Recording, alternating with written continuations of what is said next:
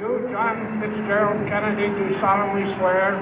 I, John Fitzgerald Kennedy, do solemnly swear. That you will faithfully execute the office of President of the United States. That I will faithfully execute the office of President of the United States. And will, to the best of your ability. And will, to the best of my ability. Preserve, protect, and defend the Constitution of the United States. Preserve, protect, and defend the Constitution of the United States. So help you God. So help me God.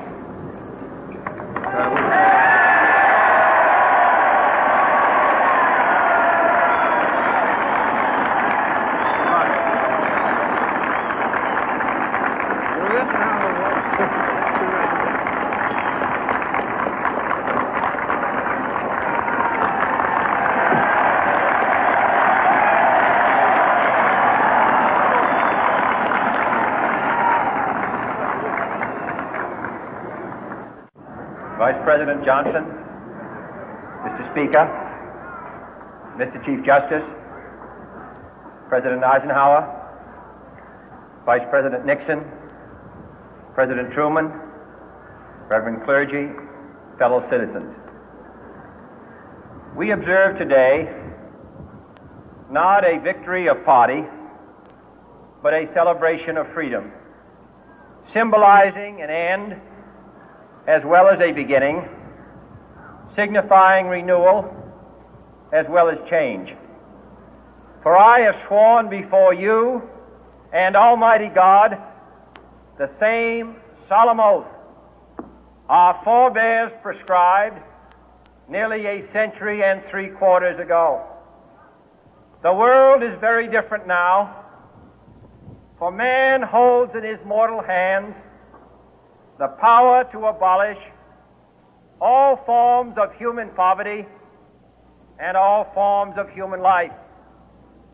And yet the same revolutionary beliefs for which our forebears fought are still at issue around the globe. The belief that the rights of man come not from the generosity of the state, but from the hand of God. We dare not forget today that we are the heirs of that first revolution.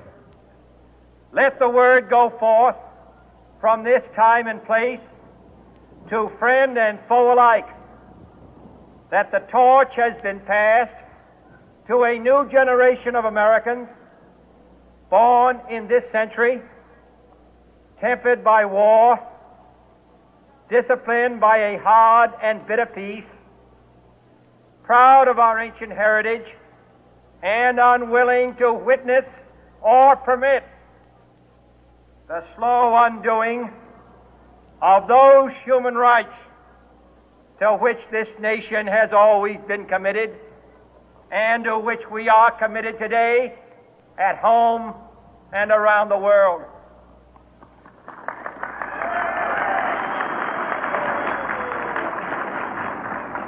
Let every nation know, whether it wishes us well or ill, that we shall pay any price, bear any burden, meet any hardship, support any friend, oppose any foe to assure the survival and the success of liberty.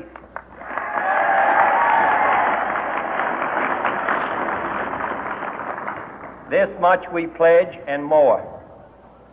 To those old allies whose cultural and spiritual origins we share, we pledge the loyalty of faithful friends.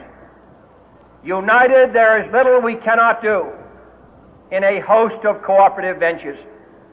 Divided, there is little we can do, for we dare not meet a powerful challenge at odds and split asunder.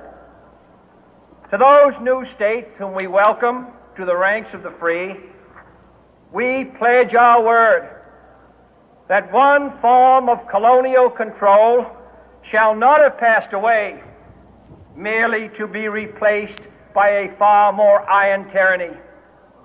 We shall not always expect to find them supporting our view, but we shall always hope to find them strongly supporting their own freedom, and to remember that in the past, those who foolishly sought power by riding the back of the tiger ended up inside.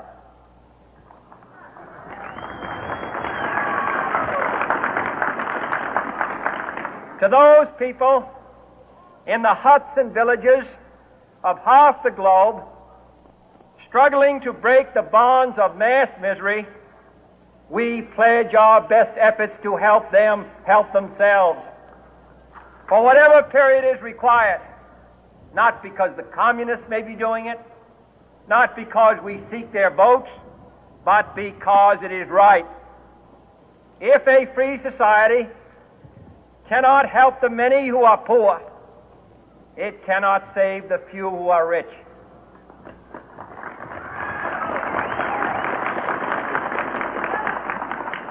To our sister republics south of our border, we offer a special pledge to convert our good words into good deeds, in a new alliance for progress, to assist free men and free governments in casting off the chains of poverty.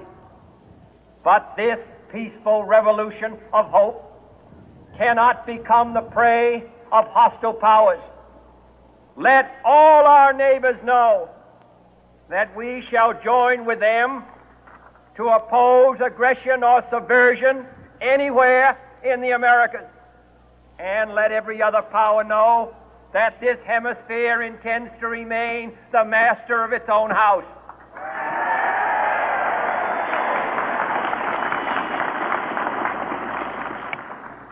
To that World Assembly of Sovereign States, the United Nations, our last best hope, in an age where the instruments of war have far outpaced the instruments of peace, we renew our pledge of support to prevent it from becoming merely a forum for invective, to strengthen its shield of the new and the weak, and to enlarge the area in which its writ may run. Finally, to those nations who would make themselves our adversary, we offer not a pledge, but a request that both sides begin anew the quest for peace. Before the dark powers of destruction, unleashed by science, engulf all humanity in planned or accidental self-destruction, we dare not tempt them with weakness, for only when our arms are sufficient beyond doubt can we be certain beyond doubt that they will